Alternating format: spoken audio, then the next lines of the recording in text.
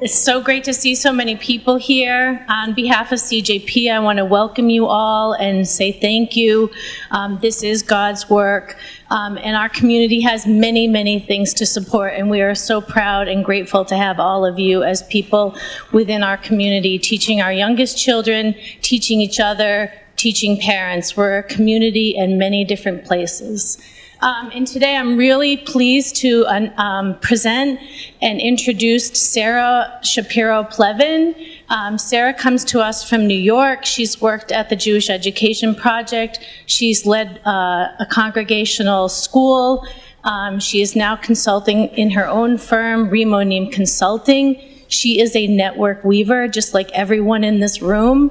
You may not call yourselves that. That's what you do. You are relationships people. She's going to give us a little language. She's going to validate the work that you do. She's going to hopefully bring it to a new level, help you think about it from the inside out. She's presenting workshops throughout the day and last evening. And without further ado, Sarah.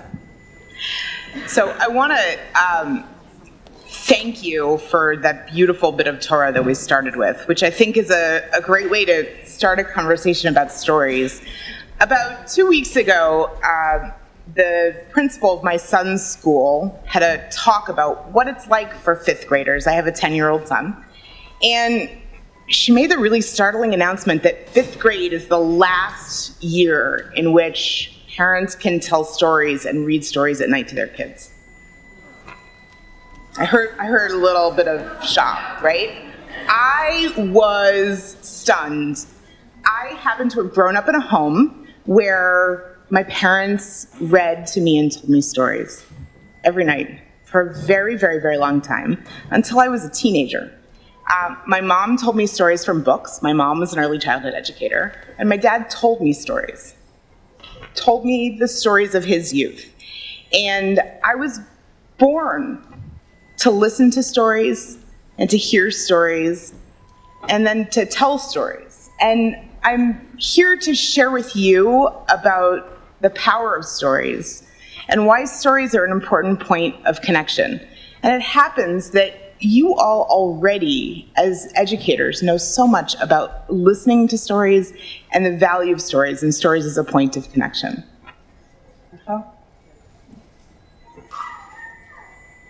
Now, you all know why stories are important. Stories are important because they make you feel good. They convey information, and they're a part of a ritual that so many of us experience. We have the opportunity to be active participants in stories, or for those of us who are passive, we have the chance to be passive participants in listening to stories. They are visual, they are compelling, they share values. Sometimes we can totally check out when listening to a story, and they can make us relaxed. They can energize us.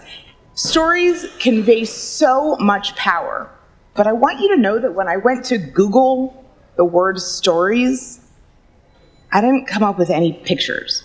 I came up with books, and that was all. And I felt really sad that that was all that stories became about when we decided to talk about stories just in the internet, right? That's not the way that we talk about stories in the real world. But when we think about stories, it's so much more than books. And stories are important for so much more than what they look like when they're written down. So I want to think about what stories we like best. It happens that we all probably could spend some time thinking about the stories that we like the best. I will never forget some of the books that my son liked the best, right? Those of you who have been teaching for many, many years, you know the books in the classroom that the kids return to year after year after year. You know the stories that moved your kids at bedtime. You know the stories that were told around the campfire. You know the stories that emerged out of your family tradition that your parents may have shared with you, generation after generation. The family lore, right? The family stories that were told generation after generation. You know the stories that you like the best, the stories that you connected with. We also know the stories that we really prefer not to hear, and we probably have a sense why, but we may not understand exactly why. So I want to think for a minute about the Jewish people's story. This is the Jewish people's story. Can anybody want to take a guess what it is? This is Yetziat Mitzrayim, right? This is the text. This is the text. This is straight from Exodus. In teeny tiny print. There are actually t-shirts. You can get t-shirts made with this all over it. This, you can, and book bags. They're really cool. This is our people's story. This is the story of Pesach. This is the story that guides us. This is our narrative. And this is the story that we retell year after year. We revisit it during the weekly Torah portion.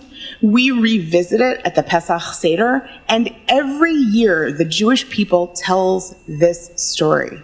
You as early childhood educators know that this is the story that is in so many ways so compelling. It has frogs, it has hail, it has lice, it has blood, it has a really bad guy, and it has a lot of really amazing characters. It's a story that is tremendously memorable, but we want to understand why.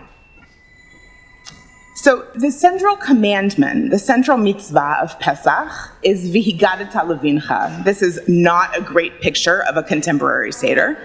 It's not a contemporary Seder, although this may be a picture of a Seder that you remember from your past, right? You look at the skeptical grandma on the right-hand side with the horn-rimmed glasses. The original form of Jewish storytelling may have been sitting around a table, right? Or sitting around the floor of a tent, telling family stories, telling the stories of our history to our children. We now do that at the Seder. We tell the story of the Jewish people and the story of Yetziat Mitzrayim, the Exodus from Egypt, to a new generation. And we go through, and when we tell that story, we ask questions about it. We engage with the story. We use props. We use songs. We tell the story in a million different ways. Every year it's different. Every year the people who participate in the telling of the story are different. Every year when we come to that experience, we're different. And every year we fulfill a central Jewish commandment to retell that story, because stories and connection through those stories are a central Jewish value. So this idea that stories convey connection come to us in a way to express the idea that our full bodies can participate in learning. The Pesach Seder engages our entire body in the telling of a story. How? We use our eyes to feast on the beautiful table before us. We look at the symbols that we taste, we sing songs, we express the entire experience through our senses. And whole person learning, which I first encountered through the work of Michael Ben-Avith from the Yale Child Study Center, really helps to convey that there are a full range of senses that we can use to learn, right? We all know this. But when employed in the context of stories, there are new ways to approach telling and listening to stories. So when we think about telling stories and connecting to stories, I want to offer you a quick way to frame storytelling so that you can connect both as storytellers and as story listeners. So to think about how your whole person connects with stories, this is both for you as teachers and for you as listeners. You want to think about how the story sounds, right?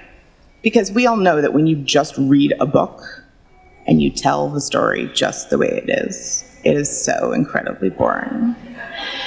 You want to think about what's visually appealing. This may involve props. This may involve learning how to hold a book so that you can read it upside down. It may involve all kinds of skills that you never imagined. Puppets, who knows? But it may involve learning how to tell a story with your eyes. It also may how to use your face to convey messages through stories. You also want to think about your body, how you use your body to tell stories, and also how you use your body to receive stories. You want to think about how storytelling and how story listening is a kinesthetic experience. When you tell a story, are you involving your body, or are you just sitting there? Right? I hear your laughter because you know that that's a really important thing. But also, when you're listening to stories, are you engaged in the story that you're listening to, or are you a passive recipient of that story? The soul.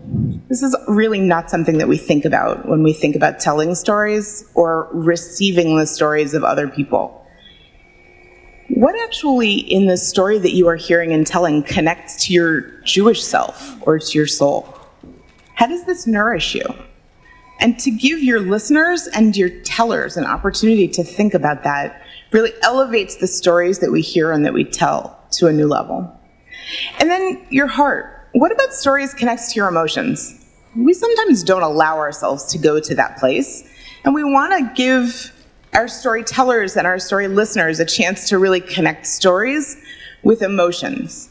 One of my son's favorite books is a book called How Are You Peeling? I don't know if any of you are familiar with it. It's a really great book. Lots of fruit, lots of vegetables. It's a really great book that helps listeners to engage with the idea that we have emotions, and it's okay to talk about them. It's okay to think about them. So I want you to think about 3 categories of storytelling and of story listening, and what ways you can connect with stories. When you're the teller of a story, what changes?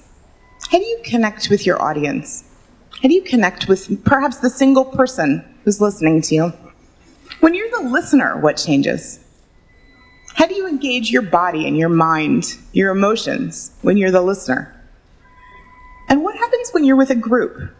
Perhaps it's a group of parents who you're telling a story to, or a community, or maybe it's a group of infants who you're telling a story to, or a group of 5-year-olds. Where are the differences? So to think about being a teller or a listener, or what changes when you're with an individual or with a group. The last piece that I'd like to share with you is really, I think, the beginning in some ways of the Jewish story. Once upon a time, we were just the people of the spoken word. And then we began to write down our stories. We began to be the people of the book. This is the first Mishnah from Pirkei Avot. Moses received the Torah from Sinai and transmitted it to Joshua.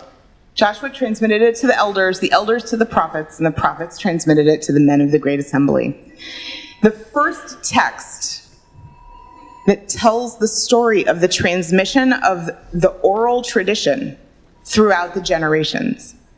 This is a text from our rabbinic literature about the transmission of stories.